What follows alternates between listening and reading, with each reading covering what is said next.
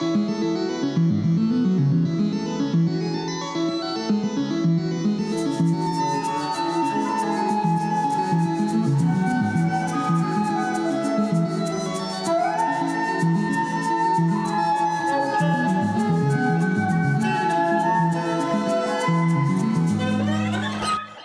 à toutes avec un crise de gros E à cause que c'est toujours bien la base d'essayer d'inclure tout le monde. Pour celles qui nous écoutent pour la première fois, tout ou pantoute, c'est un peu comme la relation ambiguë mais tellement importante que tu entretiens avec une personne spéciale dans ta vie. Tu sais, à quelque part entre l'amour, l'amitié, la filiation, l'entraide, un beau mix là, dont tu pourrais pas te passer, mais t'es pas capable de définir avec des mots, évidemment. Aujourd'hui, on parle de la place de la sexualité dans nos vies et dans notre société, notamment dans les milieux queer et féministes. J'ai eu le plus grand des bonheurs de parler avec mon ami Gabriel Gertin-Pasquier. Gabriel est acteur, auteur, chroniqueur et vous le connaissez peut-être pour son statut nouveau de star de la télé-réalité depuis son passage à Si on s'aimait l'hiver passé, saison 2. Gabriel a parlé avec moi d'asexualité, de son expérience personnelle, mais aussi du bigger picture en lien avec cette orientation sexuelle. On va continuer de jaser après l'entrevue, Laurie et moi, à propos de la hiérarchisation des relations, de la frontière floue entre l'amour et l'amitié, puis on va se donner plein de vocabulaire aussi pour démystifier l'orientation invisible. Puis aussi, on va conclure avec une participation spéciale, mais nouvellement récurrente de Tout ou Pantoute revisité, parce qu'on Yeah! starte une nouvelle saison aujourd'hui. Fait que ça va être vers la fin de l'épisode. C'est une nouvelle collabo qui nous fait triper ben raide, puis qui va vous faire regretter d'avoir fait stop avant la fin si jamais c'est votre genre. Ouais, faites pas ça. Non. On va commencer cet épisode-là, drette là, à la vitesse des larmes qui me sont montées aux yeux pendant toute la saison 2 de Si on s'aimait, aussitôt que Gab était à l'écran. J'ai tellement brogué.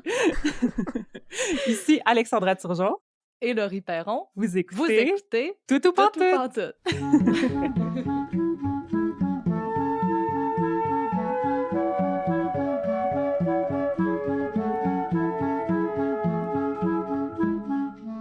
Allô! Hey Laurie, bienvenue dans cette troisième saison de Tout ou Pantoute. Hostie, c'est donc bien capoté. Comment tu te sens? Énervé en crime, c'est vraiment hot qu'on ait la chance de faire encore une autre saison, puis Mhm. particulièrement parce que, cette saison-ci, on a la chance infinie d'avoir une équipe plus grande que jamais. Ouais. On va vous nommer tout ce beau monde-là à la fin de l'épisode, mais vous l'entendez sûrement déjà, en fait, Tout ou Pantoute a fait peau neuve. On se peut plus, là, il y a plein de nouveautés. Mhm. On espère que vous allez aimer ça autant que nous autres, mais on est vraiment excités de vous présenter la version 2.0 ou 3.0 I pour saison guess. 3, I guess, hein? On vous propose à peu près la même formule que l'année passée pour cette troisième saison. On fait 2 épisodes de suite sur un même thème, sur 2 angles différents. Un angle plus vu de mon angle intello, recherche philosophique, remise en question de tout, mettons, c'est de même que je le résumerais. Puis l'autre angle plus comme artistique, féerique, création de Laurie, mais toujours avec la même approche féministe, queer et interrégionale. Nos thèmes puis nos invités pour la saison sont incroyables, puis on est vraiment enthousiastes, puis on a hâte de vous présenter ça. Si jamais vous voulez encourager Tout ou Pantoute, on est sur Patreon, une plateforme qui vous permet de vous abonner à nous autres à partir de 3 pièces par mois. Puis vous pouvez avoir du contenu exclusif pour nous aider à payer notre monde puis notre matériel, en fait. C'est au patreon.com/toutoutpantoute. Ou si jamais vous avez envie de nous faire des dons non récurrents parce que, comme moi, vous avez la chienne de l'engagement ou simplement parce que vous avez vraiment plein d'argent dans vos poches que vous savez pas quoi faire avec, Ouais. ben c'est correct, on peut vous libérer de ce lourd fardeau. Les liens pour faire ça sont dans les notes de l'épisode. Fait que vous pouvez aussi juste être là puis nous écouter, c'est déjà tellement hot. Aujourd'hui, c'est Alex qui prend le lead avec un épisode ancré dans son univers nerd et émotif. OK, on commence. Dans l'épisode d'aujourd'hui, j'avais envie qu'on se remette en question ensemble par rapport à la place que prend la sexualité dans nos vies. Par rapport à certaines normes, en fait, qui sont établies, j'ai l'impression, par rapport au sexe, puis qu'on remet peu en question, parce que même dans les milieux militants les plus allumés, j'ai décidé de plus jamais dire le mot woke, en fait. Donc, OK. je dis allumé. Ben, il y a certaines choses qu'on prend quand même pour acquises, puis dont on parle souvent en surface, d'une façon super comme normée, puis j'ai l'impression qu'on questionne rarement le pourquoi du comment. On parle donc aujourd'hui d'asexualité. La sexualité, c'est une orientation sexuelle qui définit une personne qui ne ressent pas ou très peu d'attirance sexuelle pour d'autres personnes. On va aussi aller plus loin que ça. On va remettre en question plein de normes en lien avec les relations interpersonnelles, les relations amoureuses, d'amitié, plus casual. Puis je suis convaincue que toutes ces conversations-là concernent toute personne qui ont des relations dans sa vie, donc pas mal tout le monde. Des questions du genre, est-ce que le sexe est nécessaire pour une vie de couple épanouie? Pour une vie épanouie, point. Quelle est la différence entre amour et amitié si on enlève la variable sexuelle? Pensez à ça. On va commencer ça avec une entrevue touchante, éclairante et divertissante. Qu'est-ce que tu veux de plus? Je ne le sais pas. Je vous présente mon invité, Gabriel Guertin-Pasquier. C'est un artiste multidisciplinaire montréalais. En plus de sa formation d'acteur, on a pu le découvrir dans la seconde saison du docu-réalité Si on s'aimait sur les ondes de TVA. C'est un artiste queer et ouvertement asexuel. Il se passionne pour l'écriture dramatique, les enjeux LGBTQ+, le buto, le costume et l'art performatif. Sans plus tarder, je vous présente mon entrevue avec mon ami Gabriel Guertin-Pasquier. Yeah!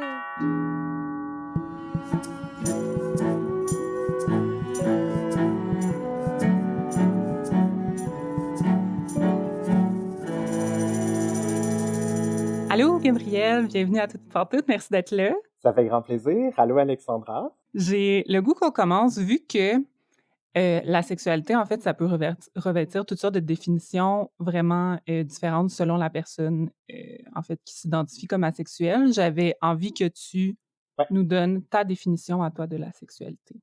Oui, ben premièrement, faut savoir que la sexualité, c'est un large spectre où chaque individu a une absence totale ou quasi totale de désir sexuel. C'est le plus important quand on parle d'asexualité. Uh-huh. Puis, il faut pas mélanger avec l'aromantisme, qui est de Uh-huh. pas vouloir une relation de couple. Uh-huh. Puis surtout avec l'abstinence, c'est une baisse passagère de libido parce que la sexualité, c'est vraiment une orientation sexuelle Ouais. à part entière. Ouais. Pour ma part, dans cette orientation sexuelle-là, ben, je me considère grey sexual, ou en français asexualité grise. Donc, je suis ouvert très rarement à une relation sexuelle, puis selon la confiance Ouais. que j'ai envers mon partenaire. Puis il faut savoir que pour certains et certaines asexuels, il y a parfois un dégoût profond Ouais. pour la sexualité. Puis ça, on appelle ça apathie sexuelle. OK. Puis c'est pas du tout mon cas, là. Moi, j'ai quand même une certaine petite ouverture. Puis je me considère aussi homo-romantique. Uh-huh. Donc, j'ai envie de bâtir une relation amoureuse avec un autre homme, mais j'ai pas nécessairement envie de coucher avec ou j'ai pas nécessairement de désir envers Ouais. lui. Puis aussi, faut préciser que quand on dit absence totale ou quasi totale de désir sexuel, ben on parle surtout de relations génitales. Donc, OK. tout ce qui est fellation, pénétration, etc. Puis on parle pas nécessairement de tout ce qui est désir charnel, donc tout ce qui est caresses, bisous et tout le kit, ben c'est complètement autre chose. Puis un asexuel peut vouloir cette chaleur humaine-là au lit, mais pas nécessairement le côté plus génital. Ah, c'est full important les distinctions que tu fais, puis ouais, ça trace la distinction aussi entre comme l'intimité physique puis la sexualité carrément. Ouais, c'est Puis ça. c'est des choses ouais, qu'on a tendance à mettre dans le même panier. C'est ça. C'est deux choses vraiment distinctes. Full important. Par rapport à ça, puis par rapport à ton expérience personnelle, j'avais le goût de t'entendre par rapport à faire un coming out comme asexuel ou ne serait-ce que parler dans une relation parce que toi, c'est ça, tu te définis comme, t'es pas aromantique dans le fond. Tu veux des relations avec des gens, mais à un moment donné dans ta relation, il faut que tu aies un talk par rapport au fait que tu es asexuel, donc il y a peu de chances que tu aies le goût d'avoir des relations sexuelles. Ouais. Comment c'est reçu? Comment le fait de parler de la sexualité ou de peu de désir sexuel est reçu par les personnes allosexuelles qui sont les personnes qui ne sont pas asexuelles? Est-ce que, genre, ça peut être reçu comme une attaque quasiment ou comme un jugement? T'as-tu vécu ça comme ça? Oui, j'en ai vécu quand même pas mal, je te dirais. Ouais. En premier lieu, ça fait peut-être 2, 3 ans que j'accepte mon asexualité, puis que Mmh. j'ai les termes pour me décrire. Puis avant ça, je connaissais pas du tout cette orientation sexuelle-là. Puis je me sentais vraiment anormal, là, en gros guillemets. Mais je pensais avoir un problème de libido puis tout ça parce que j'avais pas les termes. Puis ça a résulté que j'ai vécu beaucoup de relations sexuelles non consentantes. Puis je pensais que c'était de ma faute de pas vouloir et compagnie. Puis là, Ouais. maintenant que je l'assume à 100%, puis que je le marque sur mon profil Tinder, puis tout ça, Mmh. ben, je te dirais que tout a changé. Il y a beaucoup plus de curiosité, premièrement. Ça reste très sain, là, les questions qu'on me pose très souvent, puis c'est tout le temps dans la bienveillance, OK. euh, puis un désir d'apprentissage. OK. Mais ça m'est arrivé plusieurs fois en dating de vivre un, un certain climat malsain dans le sens que la personne, sachant que j'étais asexuel, pensait pouvoir me changer, entre Ah, te guillemets, puis guérir, me genre, comme si guérir, c'était une puis maladie. exact, puis c'était un peu Ouch. comme un défi que la personne se donnait, puis que ben tu vas voir avec moi, tu vas aimer ça, puis ça, des phrases comme ça, j'en ai entendu quand même souvent. Puis c'est ça, on m'a même déjà dit ouais, mais c'est peut-être parce que t'es zoophile ou tu sais des trucs complètement pas d'allure. Ah, Puis donc oui, il y a une ouverture, mais en même temps, il y a un côté que je pense que c'est vraiment à cause du manque de représentation dans les médias sur la sexualité que les gens sont ouais, pas au courant puis ils font des associations bizarres ou genre ouais, dans l'émission Si on s'aimait où j'ai participé, il y a eu des téléspectateurs qui m'ont écrit pour me dire ben force-toi sinon tu vas toujours être seul dans la vie non non non mais tu peux pas dire à quelqu'un force-toi de faire l'amour avec quelqu'un d'autre, tu sais, ça, on appelle le consentement, puis ça fait des années qu'on en parle, puis donc je te dirais que c'est un mélange entre ouais, bienveillance et incompréhension. ouais, ouais. Ah, c'est tough. On va reparler de ton passage à Si on s'aimait tantôt, mais je veux continuer un peu hem, sur ça, dans le fond, sur la réception par les autres personnes parce que tu sais, là, mettons, tu parlais plus avec des personnes que tu connais pas ou peu ou quand tu commences à connaître quelqu'un, mais je me demande, tu sais, dans une relation à long terme, Mhm. comment ça se peut? Puis, c'est quoi le niveau comme de charge émotionnelle qui peut rentrer là-dedans dans une relation de care avec l'autre personne aussi?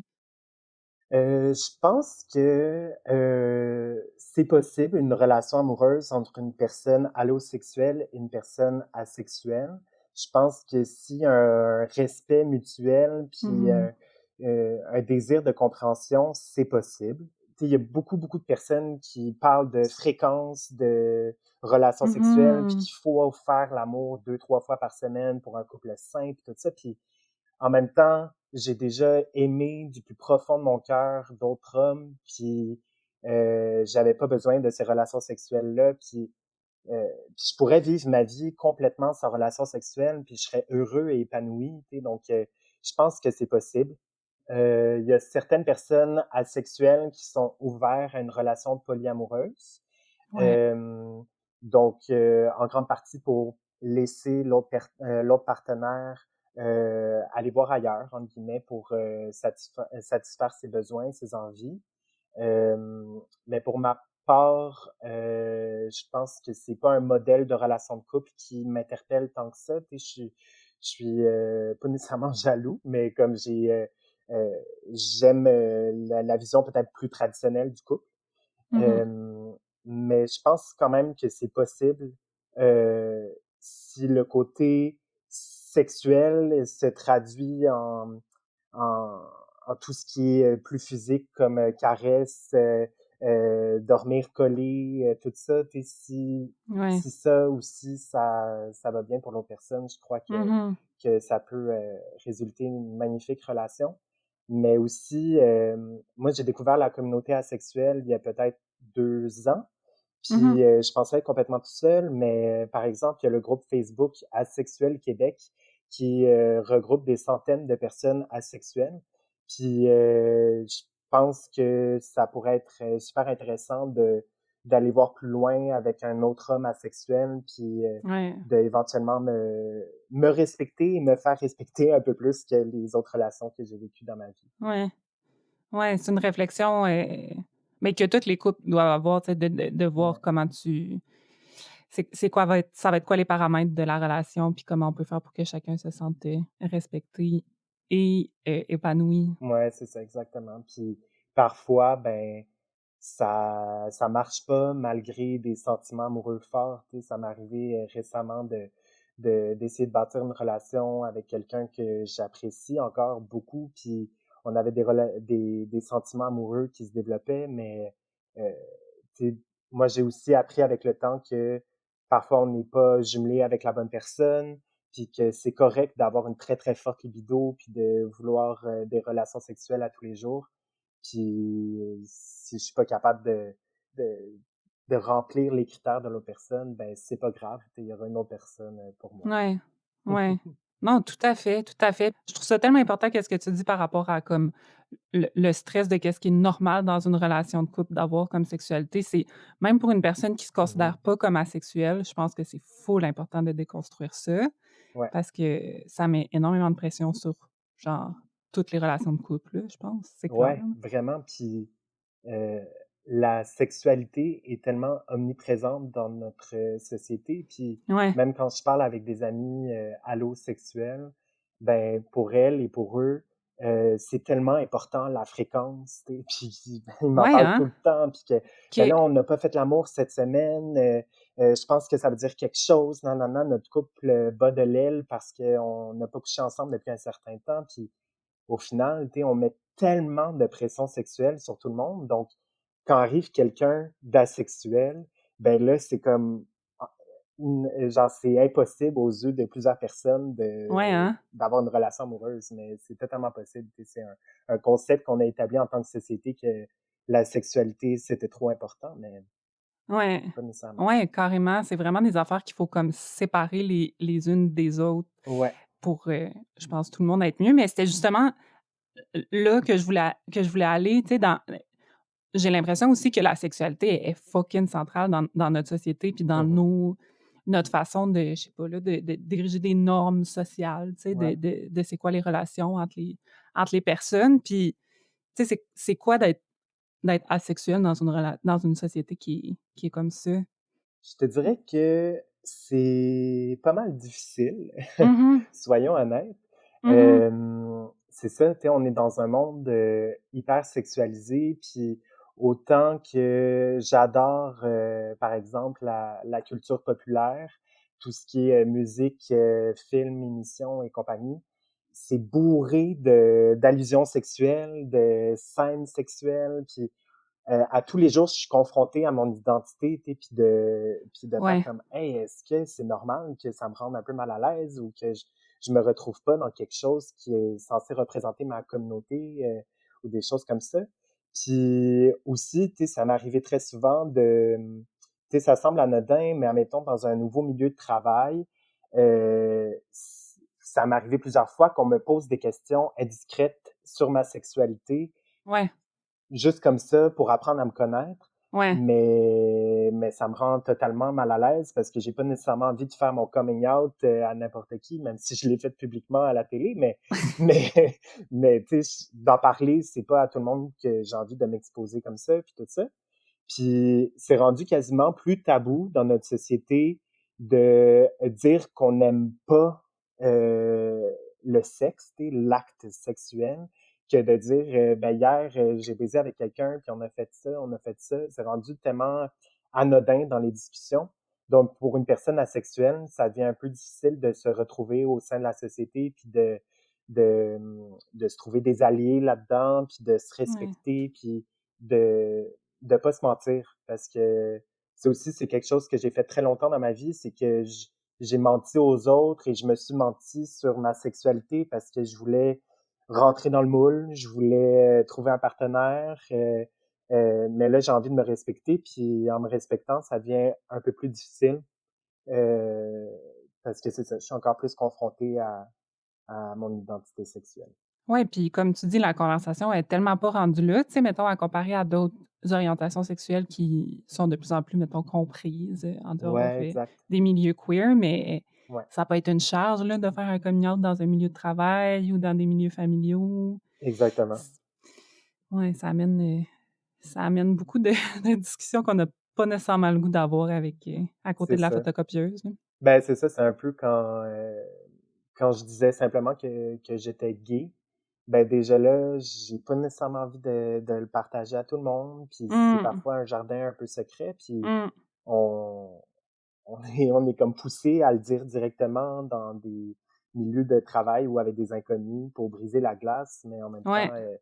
euh, c'est parfois un peu intrusif.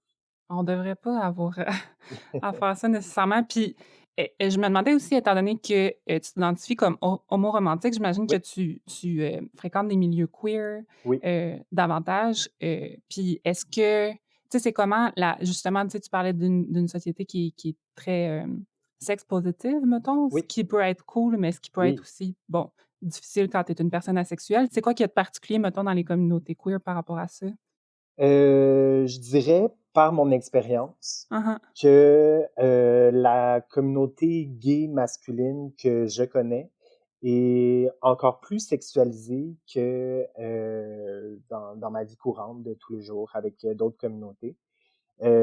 Donc, ça devient encore plus difficile au niveau dating, surtout avec les applications de rencontres. Mmh. On a, c'est quasiment un mythe, là, mais on parle tout le temps de top ou bottom et des choses comme ça, mais c'est vraiment ça. Avant d'entamer une discussion avec quelqu'un puis d'essayer d'apprendre à le connaître, on me pose des questions euh, si pointues sur ta sexualité, puis quand Ouais. tu es une personne asexuelle, te faire demander top ou bottom, puis tu as juste envie de répondre ben aucun des deux, None. ben c'est un peu bizarre et ça devient un peu malaisant. Puis tu sais, c'est ça, puis j'ai reçu tellement de dick pics non sollicités, puis tout ça, que tu sais, c'est tellement sexualisé, puis on peut le voir, puis c'est très bien, tu sais, ça convient à beaucoup de personnes, Ouais. mais moi, étant asexuel dans cette communauté-là, c'est un peu difficile. Puis juste quand je marche, par exemple, dans le village à Montréal, ben j'ai un peu de la difficulté à me reconnaître partout, les sex shops, saunas, nom de bar à caractère sexuel, puis tout ça. Puis c'est ça, tu sais, ça convient à beaucoup de personnes de ma communauté. On pense que la communauté LGBTQ+, particulièrement gay masculine, est nécessairement plus ouverte aux différences, puis c'est le cas. Mais je pense que parfois, je me sens rejeté et oublié au sein de ma propre communauté. C'est clair. C'est souvent appelé, l'orientation invisible, la sexualité, puis c'est ça, c'est Ouais. invisibilisé. J'ai le goût qu'on parle finalement de ton passage à Si on s'aimait.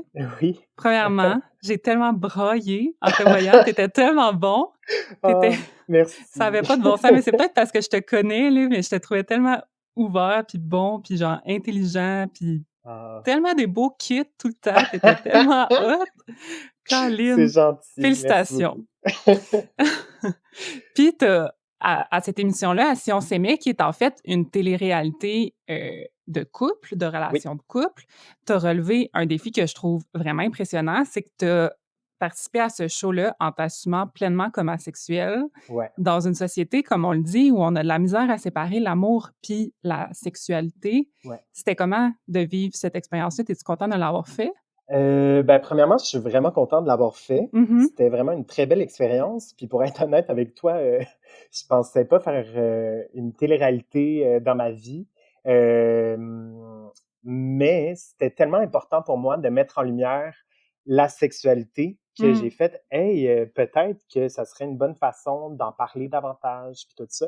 C'est pour ça que tu t'es Puis inscrit? oui, de prime abord, ça a été OK. vraiment, ma motivation. Tu sais, j'ai fait comme: «Hey, on en parle tellement pas dans les médias», puis dans des groupes comme Asexuels Québec que je te parlais, un peu avant, Ouais. on en parle en permanence qu'il manque de personnages, asexuels dans les séries, que, il y a aucun modèle, nulle part. Puis pour moi, c'était important de mettre en lumière, cette orientation sexuelle-là.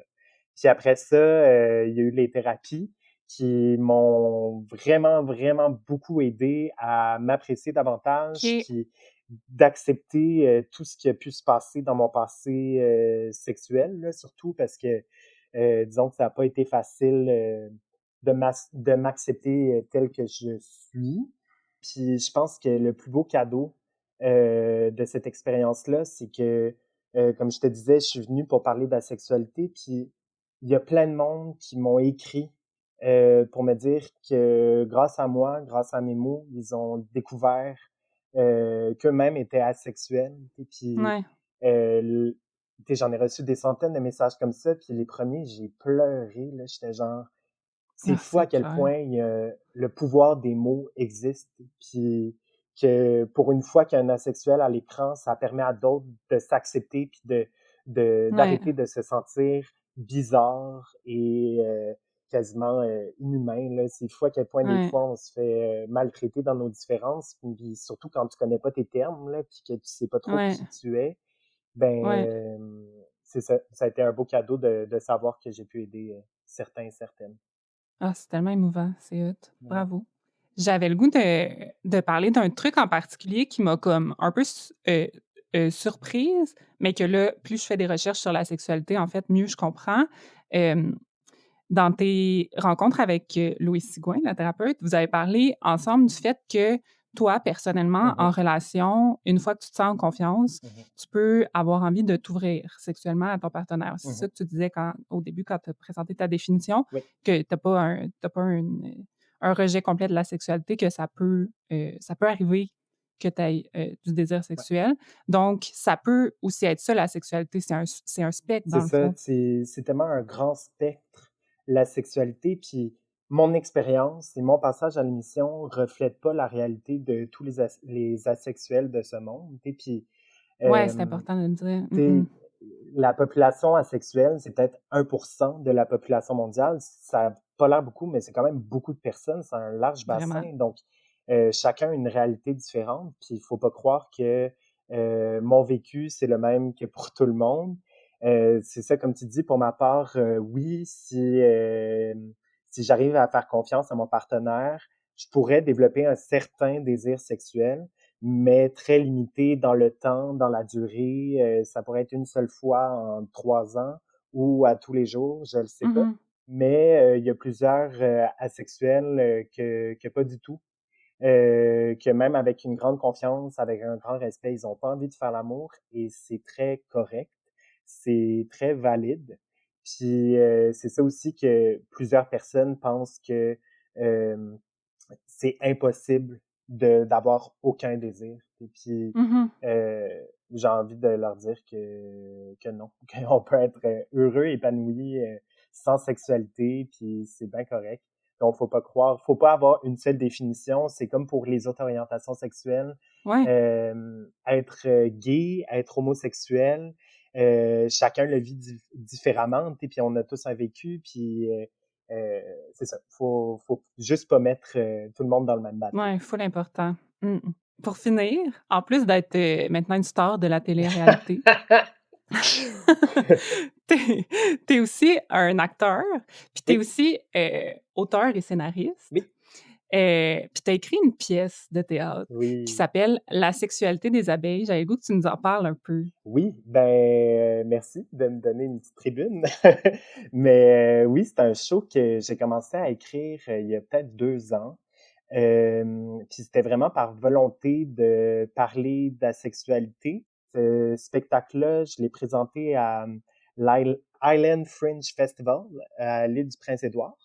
OK, Il y a 2 ans, puis ça s'est super bien passé, puis j'ai vraiment reçu une ouverture du public à essayer de comprendre ce sujet-là. Maintenant, je suis encore en écriture, mais sans trop en dévoiler, il y a des bonnes chances que le public va pouvoir découvrir mon travail. Donc, je suis bien excitée. Puis, cool! c'est ça, ça parle énormément, oui, de la sexualité, puis c'est un peu autobiographique, mais ça reste OK. une pièce de théâtre. Mais je voulais aussi parler des violences au sein de la communauté LGBTQ+, puis de plein de sujets qui m'interpellent beaucoup. J'ai fait beaucoup de danse dans ma vie, puis Mmh. l'art visuel me passionne. Donc, c'est un peu un melting pot de beaucoup de choses. Multidisciplinaire. Puis, ouais, je suis vraiment excitée et j'ai vraiment hâte de le présenter. Je suis excitée moi aussi. Hey, merci tellement pour ton temps puis pour cette entrevue. Ça fait plaisir. Je te trouve vraiment comme un je sais pas à quel point tu as le goût de te considérer comme un porte-parole, mais en tout cas, tu en es peut-être un malgré toi, mais tu vraiment excellent. Fait que Ah, merci c'est gentil. pour ton temps puis pour cette conversation-là. Merci pour l'invitation.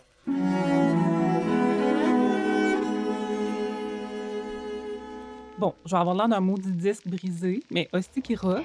Puis je nous trouve tellement chanceux d'avoir eu Gab ici. Comment tu files tout ça, Laurie? Je trouve que c'est vraiment, vraiment une entrevue ultra pertinente, puis Mmh. comme il est tellement éloquent, Ouais. puis clair dans la façon dont il s'exprime que c'est vraiment, bravo pour le choix de l'invité. Je trouve que Mmh. c'est super pertinent pour démystifier la sexualité. Puis j'ai juste le goût de rappeler que notre, bloc qui implique donc 2 épisodes, a pour thème un peu la sexualité et le féminisme. Puis je trouve que c'est vraiment important de parler de la sexualité dans un bloc sur la sexualité parce que c'est vraiment, comme vous le disiez dans l'entrevue, une orientation sexuelle à part entière, mais qu'on met souvent de Ouais. côté puis c'est pas parce qu'il y a absence de sexualité que c'est pas en lien avec le sujet, tu sais? Oui, tout à fait. Là, j'ai le goût de faire une parenthèse parce que la sexualité puis l'asexualité, quand que c'est écrit, c'est 2 choses différentes, mais à l'oral, ça sonne vraiment pareil. Oui. Servons-nous du contexte, I guess, puis on va faire des efforts.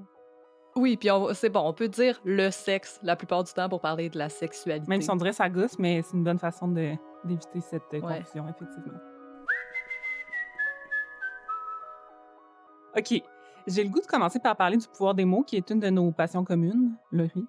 Ah oui. Je trouve ça tellement important de parler de la sexualité parce que plein de gens qui connaissent pas cette orientation sexuelle-là, puis qui sont peut-être des personnes asexuelles ou en questionnement, ben pensent qu'ils sont malades, pensent qu'ils sont prudes, pensent qu'ils ont un blocage, qu'ils doivent être guéris, parce que c'est pas «normal» entre guillemets de pas aimer le sexe parce que c'est comme on a tellement l'impression que un être humain doit avoir de la sexualité, du sexe pour être, épanoui. Mais c'est pas le cas de tout le monde. Comme Gab a dit, 1 des gens sont asexuels. C'est beaucoup de monde, là. Ben oui. Puis c'est full important parce que plein de monde se force pour avoir une sexualité qu'ils veulent pas. Puis, ben, une fois que tu t'en rends compte, ça peut être vraiment tough de te rendre compte que ton consentement, il était peut-être pas tout à fait là parce qu'il te manquait des informations, puis il te manquait comme «le droit» entre guillemets de refuser ou de pas en avoir du sexe finalement. OK, je commence avec mes définitions. J'ai lu, en fait, un ouvrage quand même fort quand il est question de la sexualité puis de la signification du sexe dans nos vies. Puis je vais beaucoup m'inspirer, en fait, des propos de son autrice dans l'épisode.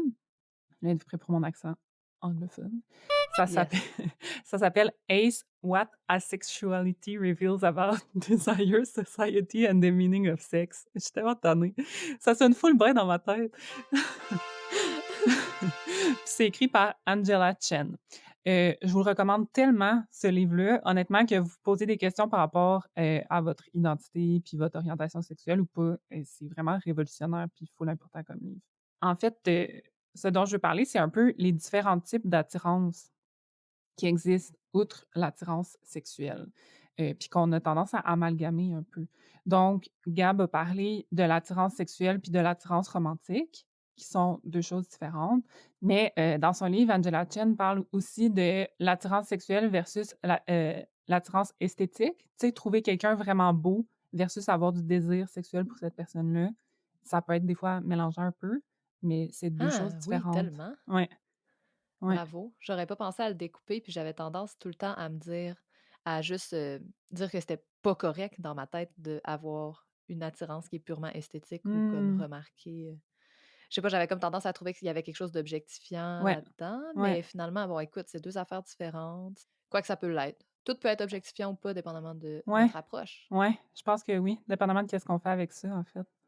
Puis là, la troisième affaire, Gab, il a touché un peu, mais moi, en tout cas, ça m'a comme complètement jeté à terre quand j'ai compris ça. La libido puis l'attirance sexuelle, c'est 2 choses différentes. Mmh. Fait qu'une personne asexuelle peut, en fait, pratiquement, certainement, a besoin des fois de satisfaire des pulsions sexuelles parce que, ben, c'est un être vivant puis ça fait partie comme de certains besoins un peu plus biologiques. Tu sais, il y en a possiblement là qui n'ont pas ces besoins-là, mais c'est pas en fait, ça va pas ensemble. L'orientation sexuelle qu'est la sexualité, c'est de ne jamais ou très rarement avoir du désir pour une autre personne, en fait. Fait que c'est pas de ne pas avoir besoin de sexualité, mettons, physiquement. Puis l'excitation sexuelle aussi, mettons, qui peut être déclenchée par un toucher ou par la vision de quelque chose, c'est encore autre chose que la libido puis que l'attirance sexuelle. Fucking, hein? Wow! OK. À vous. Prenons le temps de Ouais. penser à ça. Puis ça rend Je pense que ça rend le terme asexualité mélangeant parce qu'en fait, c'est pas une absence de sexualité, c'est une absence d'attirance sexuelle pour autrui, mais en attirance sexuelle pour autrui, c'est un peu long comme terme. Oui, en effet. Mais en tout cas, je pense que ça vaut la peine, tu sais, aussi pour les personnes en questionnement qui se disent: «Ah, mais des fois, je ressens le besoin, mettons, de me masturber», ben ça veut pas dire que tu es pas une personne asexuelle, mettons. Ouais, puis comme c'est pas parce que t'as pas de libido pendant un long moment Que tu que es une tu personne es asexuelle. asexuel Ouais. nécessairement. Ça peut être mêlant aussi parce qu'on comprend que, les orientations sexuelles, tout comme les identités de genre, c'est quelque chose de fluide. Ouais. Heu Fait que c'est comme ça devient mélangeant, là, à quel moment moi, je me suis déjà souvent posé la question, ça m'arrive de passer comme 1 an sans aucun désir Ben sexuel, puis oui. là, je me dis: «Ah, ben là, finalement, peut-être que je suis asexuelle». Puis là, à d'autres moments, c'est comme: «Non, non, mais là, ça serait, tous les jours pendant, 3 semaines», puis Mmh. ça devient comme mélangeant. J Encore une fois, j'ai pas de solution à ça, mais c'est intéressant de considérer les 2 choses comme étant différentes. C'est la notre libido Ouais, versus l'orientation sexuelle, c'est 2 choses différentes. Puis ouais, d'ajouter à ça la question de sexualité envers soi-même ouais, ou déclenchée par des objets ou purement biologiques, ben ouais, là, en tout cas, tu sais, c'est ouais. comme le pont entre la libido et la sexualité ou je sais pas trop, mais il y a beaucoup d'affaires à aller réfléchir puis déconstruire par rapport à tout ça, je pense. Puis c'est toutes des affaires que je pense qu'il faut pas comme trop se mettre de pression, d'être capable de les découper au couteau Mmh. parce que un peut influencer l'autre, sans arrêt. Puis tu sais, c'est des sentiments, c'est vraiment, c'est très intime aussi comme réflexion, fait que c'est difficile de pouvoir le comparer avec d'autres personnes, voir comment ils se sentent par rapport à différentes choses. Exact, puis tu sais, dans la notion de l'importance des mots puis d'être capable de nommer les choses, faut pas oublier que c'est super important si ça nous fait du bien. Ouais, Mais c'est pas une obligation d'être capable de se définir puis de rentrer dans des cases cool. pour avoir quelque validité que ce soit, puis c'est bien correct si le flou vous convient. Tu sais, moi, le flou me convient bien plus que bien des mots, mais des fois, il y a quand même un mot qui pop que je fais: «Ah OK! Bon, ça me fait du bien, je comprends mieux une partie de moi», mais Ouais, c'est ça, faut que ça nous fasse du bien d'aller se définir. Faut pas que ce soit une obligation. ouais, c'est full important.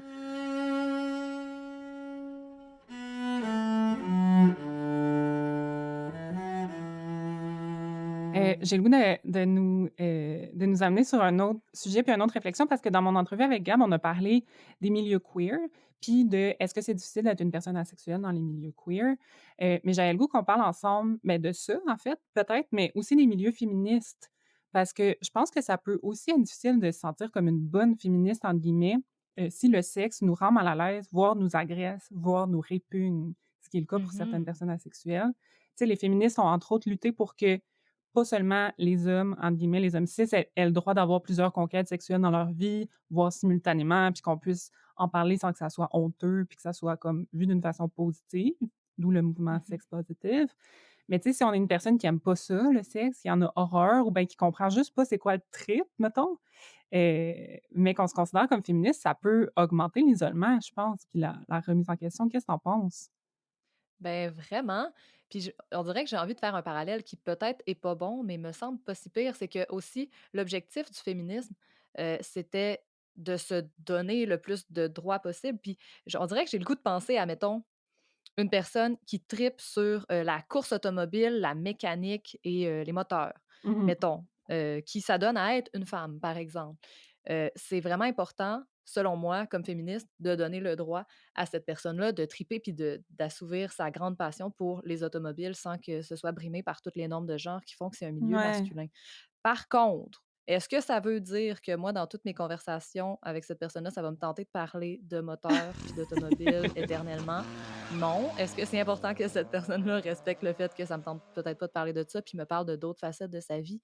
Oui. Je pense que quelque chose qui est au cœur de notre vie, comme la sexualité, là, je parle du sexe, par exemple. Moi, j'adore parler de sexualité, heu, mais est-ce que ça veut dire que ça doit être au centre de toutes mes conversations? Pas nécessairement. Ça fait partie de moi, mais je passe quand même, de façon réaliste, je passe beaucoup plus de temps à faire à manger, jouer avec mes enfants, faire de la musique que ça.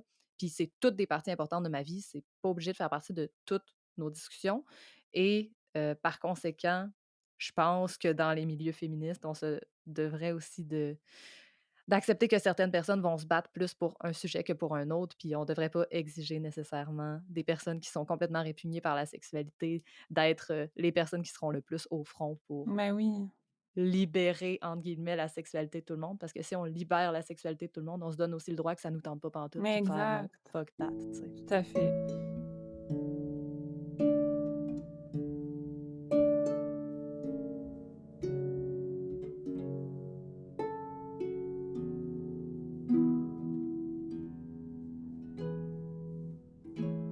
J'ai une question, que j'ai le goût de te lancer, Laurie, parce que je me demande qu'est-ce que tu en penses, puis parce que moi, ça m'a fait vraiment beaucoup réfléchir. Je l'ai un peu comme teasé au début.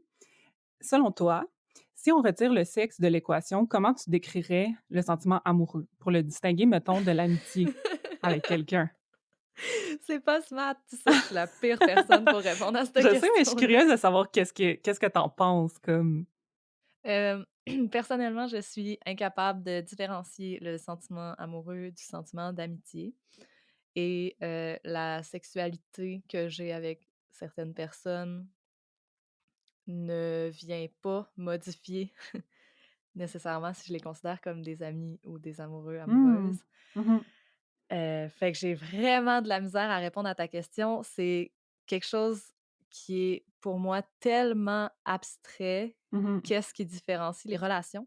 Puis est-ce que tu trouves ça grave, mettons, de pas le savoir ou est-ce que pour toi, c'est totalement satisfaisant, mettons, de rester dans Ah, le moi, flou je comme ça? m'en fous. Je m'en fous bien raide de pas le savoir. Même que j'aime ça, je Ouais. préfère considérer tout le monde comme des amis parce que moi, l'amitié, c'est ma valeur suprême, là. Ah! C'est le maximum. Je ferais tout pour mes amis. Puis c'est le plus haut niveau de proximité que je peux atteindre, j'ai l'impression, c'est de l'amitié, qui peut être ou ne pas être parsemée de sexualité. Puis souvent, j'ai tendance à me sauver à course quand une relation devient ce que les gens à l'extérieur appellent de l'amour, soit finalement la définition du couple qui se calque Ouais, sur une de mes relations, là, j'ai ouais. l'impression. Parce que je pense que finalement, si j'avais à le décrire, la différence, ce serait dans la perception des autres, puis ce serait avec la possibilité de calquer la notion de couple sur une relation, Les normes sociales un peu amènent les la normes définition. sociales, puis que là, ça devient de l'amour, Ouais, mettons. Mais je sais que c'est pas ça, puis que pour des personnes qui ressentent une différence entre l'amour et ouais. l'amitié, probablement que la réponse serait différente, là, mais personnellement, ça m'enflamme de la même Mais façon. c'est intéressant que tu dis, puis qu'est-ce qui est fou, mais pas tant que ça dans le fond, c'est que personne n'est d'accord. Personne ne le sait, puis que Ouais, personne n'est capable de le dire avec des mots tant que ça, mais en fait, oui, certaines personnes, mais aussitôt que quelqu'un va amener une définition, quelqu'un va être là pour la challenger. Tu sais, les chercheurs puis les chercheuses, il y en a qui ont amené comme des listes de critères, mettons, pour dire, OK, ça, c'est de l'amour, ça, c'est de la filiation, qui est une relation comme plus de famille, mettons. ouais. Ça, c'est de l'amitié. Mais tu sais, comme je disais tantôt, c'est des sentiments tellement intimes puis tellement difficiles à traduire en mots que, tu sais, comment tu écris une définition par rapport à ça, puis comment tu fais pour ne jamais la remettre en question? Tu peux pas Tu tant. peux pas. Mais j'ai le goût de dire un peu des définitions qui sont ressorties pour qu'on puisse les challenger ensemble, si tu veux. Ah oui, s'il te plaît. Bon, ça vient encore du livre Ace de Angela Chen qui fait un peu une revue de littérature par rapport à ça. Puis il y a un psychologue qui s'appelle Victor Karandachev qui a fait une étude vraiment comme intense, là. Il a parlé à du monde partout dans le monde pour, leur demander de décrire avec des critères la différence entre l'amour et l'amitié. Puis il a fait un recensement des critères les plus communs. Fait que j'en t'en nommer quelques-uns. Yes. L'infatuation, donc l'espèce de passion vraiment intense, l'idéalisation de l'autre personne, vouloir une proximité physique et émotionnelle, vouloir une exclusivité avec une personne, vouloir que les sentiments soient réciproques, overthink un peu le comportement de l'autre personne, donc tout le temps se demander pourquoi la personne fait ça, pourquoi la personne a dit ça, et cetera. Adapter sa vie pour l'autre personne, avoir de l'empathie pour l'autre personne, et cetera. Puis là, je trouve ça vraiment intéressant parce qu'on peut s'asseoir bien longtemps, puis bien sérieusement, toi puis moi, puis remettre en question chacune de ces caractéristiques-là, chacun de ces critères-là, puis les faire rentrer dans d'autres types de relations.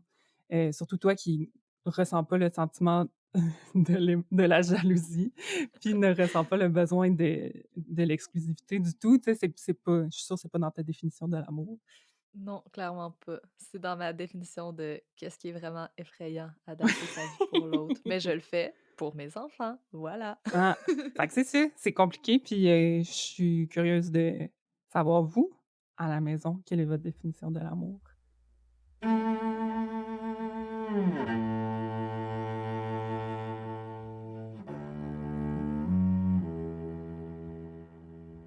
pourquoi on parle de l'importance du sexe dans nos vies dans l'épisode d'aujourd'hui, mais en général, pourquoi on devrait en parler plus, en fait, selon moi. Je pense que c'est full important parce que comme tu le disais tantôt, heu, j'ai l'impression que le monde, la société dans laquelle on vit tourne beaucoup autour de «l'institution» entre guillemets des couples, Mhm. mais qu'il y a plus qu'une façon d'avoir des personnes significatives dans notre vie, que 2 amis peuvent avoir une relation de care, puis de partage, puis de soutien vraiment aussi important qu'un couple, puis que c'est vraiment bizarre que nos normes sociales sont basées autour du fait que 2 personnes ont du sexe ensemble, tu sais? C'est ça qui fait que tu es un item qui a, de la légitimité dans notre société. C'est ça, ça a dû être utile pour assurer la survie des enfants de notre espèce, éventuellement dans le passé.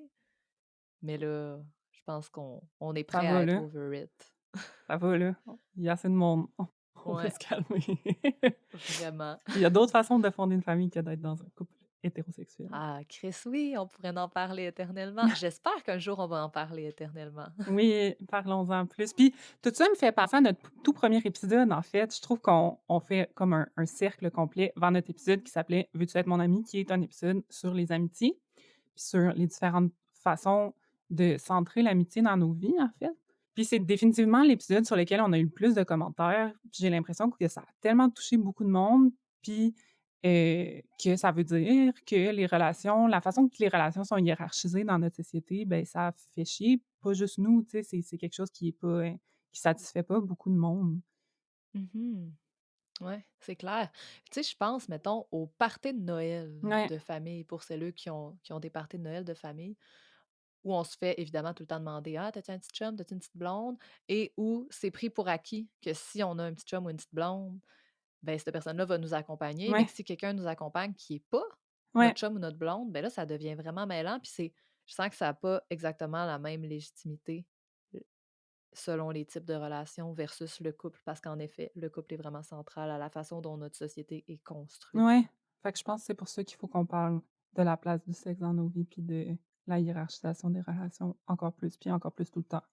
Oui. C'est un peu le mot de la fin pour mes réflexions philosophiques, mais j'ai une petite section recommandations et ressources pour terminer. Ah yes! Je vais commencer par les ressources d'aide et d'entraide et de rencontres, en fait. Il y en a plus qu'on pense. Il y en a pas énormément, mais il y en a quand même quelques-unes. Premièrement, Gabrielle en a parlé dans l'entrevue, le groupe Facebook, qui est un groupe privé, qui s'appelle Asexuels du Québec. Que vous soyez, certain, certaine ou pas de votre orientation sexuelle ou que vous soyez en questionnement, vous êtes les bienvenus de vous abonner à ce groupe-là. Ils organisent des rencontres avec des experts, des discussions entre les membres aussi sur différentes, problématiques, des espèces de séances à sexualité 101 pour mieux comprendre le vocabulaire. Il y a un sous-groupe de rencontres en ligne pour les personnes qui souhaitent avoir, des relations romantiques mais non sexuelles, fait que ça peut être une bonne façon de rencontrer. Fait que je pense que c'est vraiment comme une excellente porte d'entrée si vous êtes en questionnement ou si vous êtes assumé dans votre orientation, sexuelle, de la sexualité. Sinon, si vous êtes en questionnement aussi, Interligne, nos amis d'Interligne, sont formés sur la question de la sexualité. Puis Gris Montréal aussi, reçoivent des formations par rapport à ça. Donc, c'est des bons organismes, vers lesquels se tourner en ce moment. Le site web Aven, Heu et un site web super complet avec beaucoup d'informations aussi, fait que je vais vous les mettre dans les notes de l'épisode. Sinon, je vous encourage tellement à regarder la saison 2 de Si on s'aimait avec Gabrielle Gertin-Pasquier. Pour vrai, vous m'en reparlerez si vous n'avez pas versé une langue, vous êtes vraiment weird. Je comprends pas. On juge personne, mais on va vous juger sur ce coup-là. Ouais, là, ça, c'est la limite. Puis aussi, je pense à la série télé Sex Education. Mmh. Je l'ai bien prononcé en anglais, êtes-vous fiers? Moi, oui. Éducation sexuelle en français, qui parle beaucoup de sexualité chez les ados, mais il y a un personnage qui est asexuel, Mmh. entre autres, puis ça fait partie de l'émission, fait que Mmh. c'est le fun. Ouais, Représentation positive. oui, oui, tout à fait. On va mettre tout ça dans les notes de l'épisode. Coudonc, sais-tu tout qu'est-ce qu'on a à dire sur ce sujet-là? On dirait bien. OK, OK, mais je veux m'exprimer, là, moi aussi. Bon, nous sommes tous au courant qu'une panoplie de clichés sont imposés au corps noir, right? Je pense que tout le monde sait ça. En 2021, c'est comme basic. C'est du nouveau pour quelqu'un qui écoute. Va falloir ramer plus fort, hein? Anywho, Avant de rentrer dans le vif du sujet, j'aimerais faire un content warning pour la mention de mots liés aux violences sexuelles. Donc, vous êtes maintenant avertis. Puis, I'm just gonna dive in. Ma sexualité m'a comme été imposée. En fait, pas mal toutes les femmes ou personnes à femmes noires se sont vues imposer leur sexualité d'une manière qui nous a dérobé notre innocence. Il y a comme ce syndrome de l'adultification très précoce des petites filles et personnes à femmes noires. En fait, j'irais même jusqu'à dire que on n'y a pas droit à cette innocence liée à la sexualité et la découverte de celle-ci. Puis, en se faisant dérober si tôt de cette innocence-là, ben, veux pas, ça fait en sorte que on s'est fait jeter très rapidement dans la gueule du loup des violences sexuelles. Puis en tant que, tu sais, enfant / préado qui vit ça, en fait, ça crée une dissonance cognitive par rapport à simplement vivre sa vie d'enfant / préado tout en se faisant reliquer et carrément catcall en revenant de l'école primaire par des adultes, parfois des adultes connus de la famille. Mettons que quand la puberté frappe, c'est vraiment particulier. Bref, ce syndrome est un héritage de nul autre que l'époque coloniale et esclavagiste. So, hear me out. À l'époque où les femmes noires ayant été mises en esclavage se faisaient agresser quotidiennement par leurs maîtres, la notion collective qui circulait afin de justifier ces agressions était que, étant donné que ces femmes étaient des débauchées sexuelles, entre guillemets, et sans morale, ben, les esclaves noirs étaient inviolables. Oui, vous avez bien entendu. C'était la norme, en fait, de penser, d'agir, de véhiculer que les femmes noires étaient des dépravées et dans le fond, à cause de ça, étaient inviolables. Déjà que la femme noire était considérée comme une sous-humaine, ben, c'était considéré comme impossible de les agresser dû à leur nature de dépravée sexuelle or whatever that means. Bien évidemment, ceci faisait partie des multiples stratégies ayant été appliquées pour déshumaniser le corps noir et justifier la mise en esclavage des personnes noires. On connaît la chanson, d'autres mieux que certains. Puis, dans le fond, cet épisode de notre histoire a muté pour laisser place aux stéréotypes qu'on connaît aujourd'hui de la femme noire insatiable, de la panthère, de l'animal. Ce que ça nous fait vivre à nous, là, concrètement, c'est rajouter une autre couche de dualité entre être belle pour une noire et simultanément être une case sur une bucket list, si je peux dire ça, même pour garder ça soft, mettons. Pour ma part, personnellement, cette dualité s'est vécue majoritairement à l'adolescence, au travers de ce que je croyais naïvement à l'époque être une double vie, pour apprendre plus tard que, ben, dans le fond, il n'y avait rien de secret partout. Anywho. Ma relation à mon corps et ma sexualité à l'époque se traduisait par le sentiment que j'étais indésirable pour la plupart des jeunes de mon âge, mais j'étais autant populaire auprès des hommes, surtout blancs. Mais ça, c'est une autre histoire. Fait que, ouais, disons que ma sexualité à l'adolescence était plutôt wild. En dehors de cette dualité, l'impact de ce mythe-là, l'environnement dans lequel on circule est encore moins sécuritaire pour les femmes noires, encore aujourd'hui. D'ailleurs, une recherche qui a été publiée par le Journal Psychology of Women Quarterly a démontré à la suite de tests effectués sur 160 étudiantes universitaires blanches que celles-ci étaient moins portées à venir en aide à une femme se faisant agresser si elle était noire. Elles sentaient, et je quote, « They felt less personal responsibility ». Oui.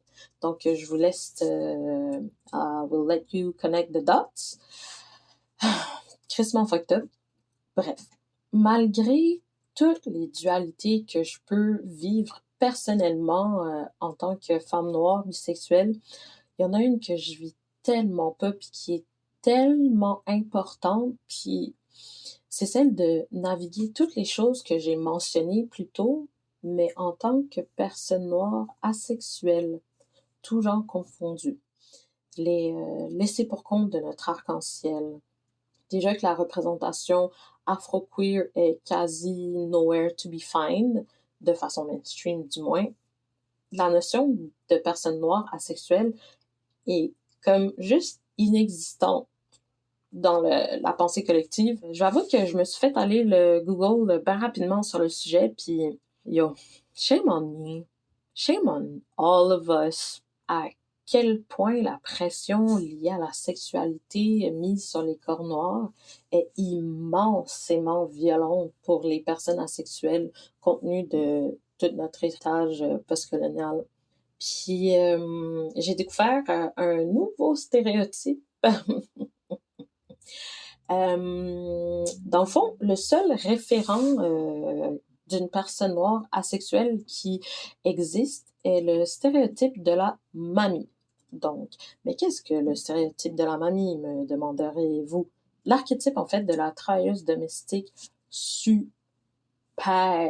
dévouée à la famille qu'elle sert, tellement dévouée qu'elle est prête et qu'elle va volontairement sacrifier ses propres besoins. Ouais, ordinaire. Pour finir, mes recherches m'ont crissement call out par rapport à mon identité de personne sex-positive, cause, you know, sex positivity should include a sexuality. En fait, le sex-positivisme a le devoir d'inclure la sexualité. Puis je vais définitivement approfondir mes recherches sur le sujet. Je vous invite à faire de même. Puis sur ce, je vous dis à la revoyure. Et si quelqu'un s'est senti inconfortable à un moment ou à un autre, ben qu'elle aille s'asseoir sur son sofa avec pour le regarder dans le blanc des yeux. So, take a piece!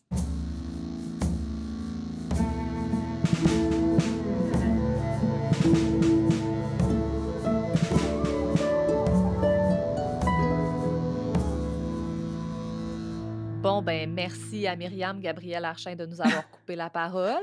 Sérieux? On sait pas si on va la garder, là, stand-by. Ben non, c'est une joke, c'est notre nouvelle collaboration qu'on avait full hâte de vous présenter. Oui! Myriam est artiste multidisciplinaire, comédienne, autrice. Ça nous fait vraiment plaisir qu'elle collabore avec nous. Fait que, watchez, nous, ça va toujours continuer. Oui! Merci Myriam d'être là, on est full énervés. C'est ce qui va conclure cet épisode, ce premier épisode de la nouvelle saison de Tout Pantoute. On se reparle dans 2 semaines. Dans le prochain épisode, en fait, on continue notre réflexion au sujet des liens entre intimité et sexualité, féminisme et queerness. Laurie prend le lead du prochain épisode puis nous amène dans son monde créatif pour parler des représentations de l'intime et de la sexualité avec un espace entre les deux. Laurie a parlé à une artiste qu'on est à peu près sûr que vous connaissez, puis perso qu'on aime vraiment full. J'ai une illustration sur mon mur, puis toi aussi sûrement, Laurie? Non, mais j'en ai une sur mes bobettes. Ouais, Oh. Anna sur ses bobettes ou un indice. D'ici là, on veut savoir quelle place trouvez-vous que le sexe prend dans vos vies, dans votre vie. En êtes-vous heureux et heureuse? Êtes-vous capable de trouver la frontière entre l'amour et l'amitié? Donnez-nous vos définitions. On a hâte de vous lire. Gênez-vous pas pour nous écrire sur nos médias sociaux. On s'appelle Tout ou Pantoute, puis on est sur Instagram et Facebook. On a aussi un courriel, toutoutpantoute avec un S puis un A dans pantoute, @gmail.com. Aussi, on vous invite à nous écrire si vous pensez qu'on peut s'améliorer d'une quelconque manière. C'est quoi nos angles morts? Qui on oublie? Qu'est-ce qu'on oublie? N'hésitez pas à nous aider à nous améliorer. Notre bonne volonté est vraiment plus grande que notre connaissance, on le sait. Puis c'est bien correct, mais on voudrait bien s'améliorer. Et évidemment, si vous avez une passion, un talent, une expertise, puis que vous aimeriez partager ça de façon tout à fait platonique et aussi tout à fait passionnelle, écrivez-nous. Ouh, c'est On ne bon. sait pas dans quelle mesure on va pouvoir collaborer à cette nouvelle passion entre vous et nous, mais on veut vous connaître, puis on est toujours à la recherche de nouveaux sujets puis de personnes de tous horizons pour en parler avec nous en ondes. On veut sortir de nos cercles. SOS. Merci encore une fois à Myriam Gabrielle Archin pour son nouveau segment plus que rafraîchissant. Merci à Élise Vendée pour les brand new jingles avec Christelle Saint-Julien à la harpe et Henri June Pilote aux percussions. Merci à Marie-Frédérique Gravel pour le mixage et le mastering de ces fameux jingles. Merci à Audrey Laperrière pour notre tout nouveau visuel vraiment fucking beau. Merci à Cassandra Cachero pour les photos de Star. Merci à Marie-Ève Boisvert pour le montage et le mixage. Merci à Maïna Albert pour l'habillage sonore. Merci à Eve-Laurence Hébert pour la coordination et à Mélissa Elmer pour la gestion des médias sociaux. Merci au Conseil des arts du Canada pour son soutien. Et finalement, merci à vous autres d'avoir joué avec nous. Merci! Bye! Bye!